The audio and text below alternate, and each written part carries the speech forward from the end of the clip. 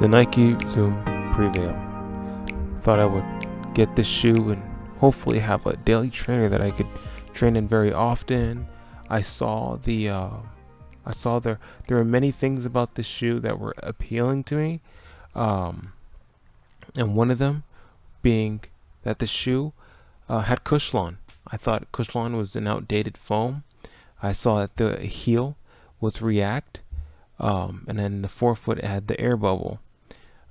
And I was excited to see this because I thought they weren't going to be putting Cushlon in any newer shoes. But when I saw the shoe, I was very curious about it. And as you can see, it's really soft.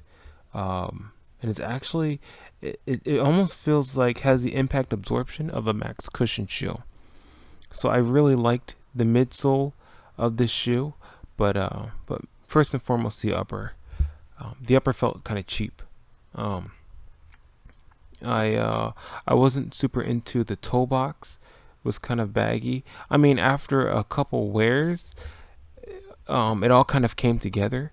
But I think one of the main things that I liked about the upper was the lockdown. As you can see, they utilized the can't remember quite what it's called that they had in the other Pegasus, but you get a really strong lockdown in the midfoot, and I like that. And the tongue was not gusseted. Oh no, it was gusseted, but it was just partial. And as you can see, I didn't like the insole.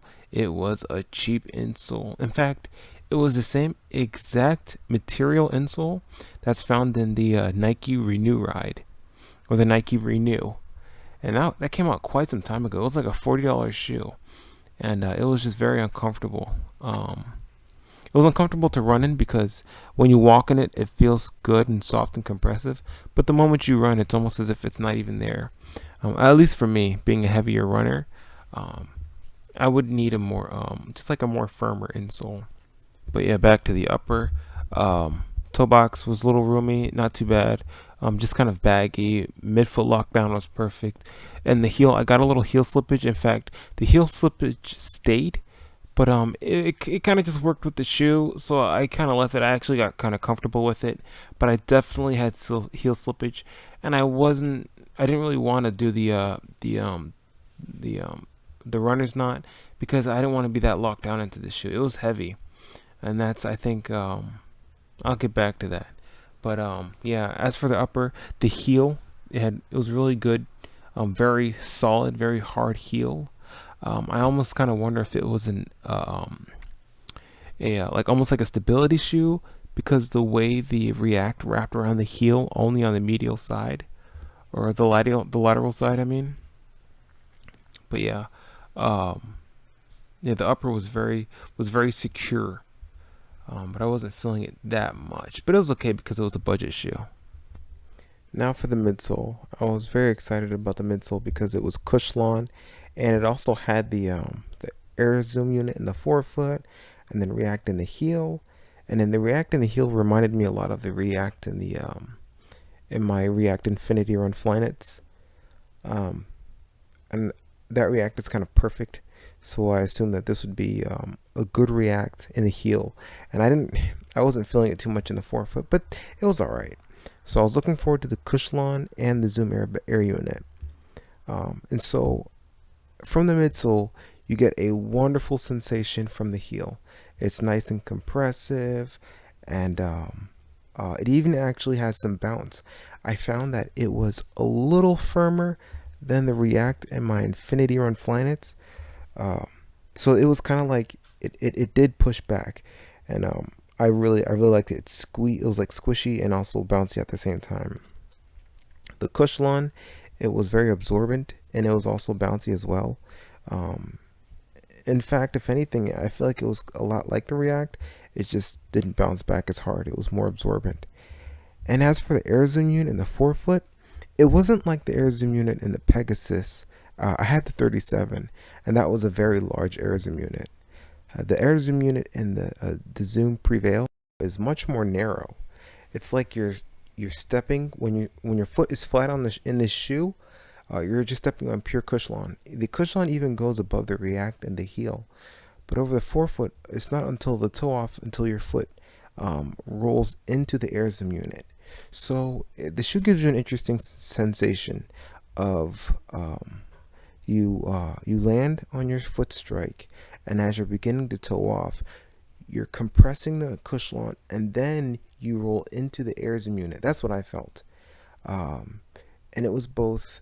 It gave me different feet sensations. It gave me a certain type of bounce, and it also gave me a certain type of give. Almost like the shoe mimicked the sensation of a max cushion shoe, but didn't quite have the stack height of a max cushion shoe.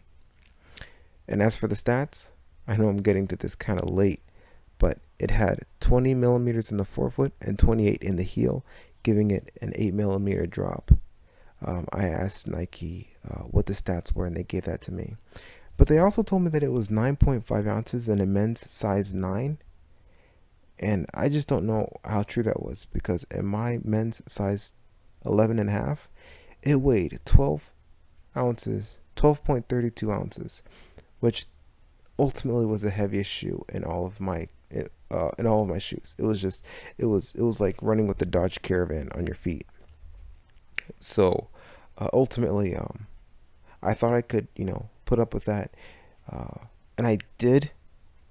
But the ultimate truth was I had to let the shoe go. It was bothering my Achilles tendon. And I don't know if it was because of how heavy the shoe was, if it had anything to do with the air zoom unit.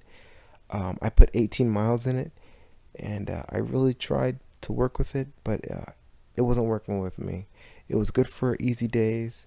Whenever I raised the pace, I felt like the shoe was just holding me back. Like the shoe was like holding onto my legs. It just became so heavy.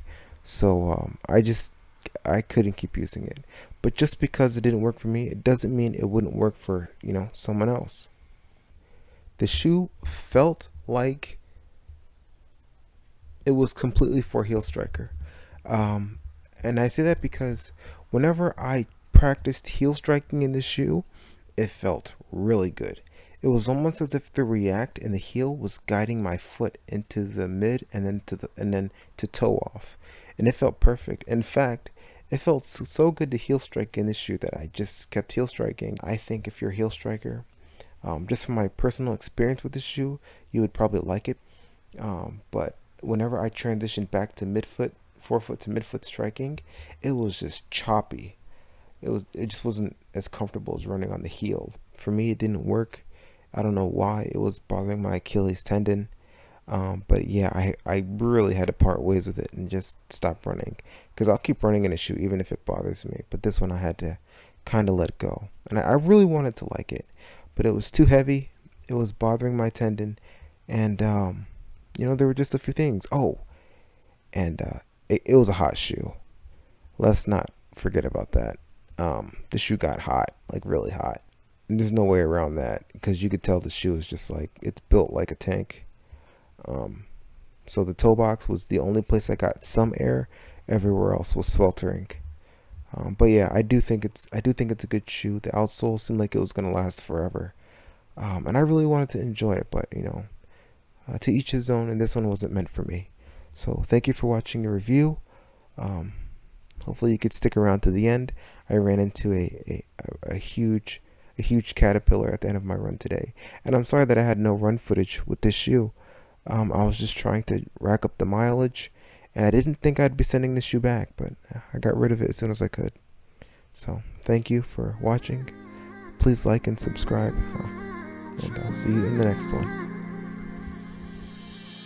You were my best friend, didn't care about the rules, good on the weekends. I'll be in fools, drifting to deep space, so brave and so stupid, just like the movies. How it's gonna stay in the fight with